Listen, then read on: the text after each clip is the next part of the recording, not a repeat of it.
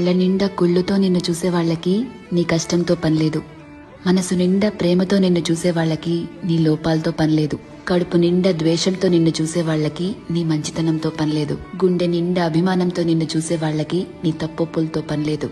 రక్తం నిండా కోపంతో నిన్ను చూసే వాళ్ళకి నీ పశ్చాత్తాపంతో పనిలేదు.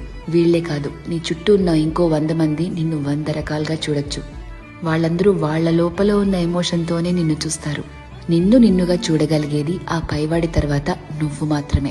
ఎప్పుడైతే నువ్వు నీలో ఉన్న తప్పులు ఒప్పులు, మంచి చెడు, నీలో కోపాలు, నువ్వు చేసే మోసాలు, నీలో మార్పులు, నువ్వు పడే పశ్చాత్తాపాలు, నీ చుట్టూ బాధ్యతలు, నీ ఆశలు, వాటికై నీ కష్టాలు, దేవుడిచ్చిన లోపాలు, నీ ప్రయత్నాలు, ఇలా ఎదుటి వాళ్ళని జడ్జ్ చేయడానికి మనం వెతుకుతూ ఉంటామే, వాటన్నిటి ద్వారా నిన్ను నువ్వు చూసుకోగలిగితే ఎలా అన్బయాస్డ్ గా, లాయర్లా కాదు జడ్జి లాగా, అప్పుడు నువ్వేంటో నీకు అర్థమవుతుంది కదా.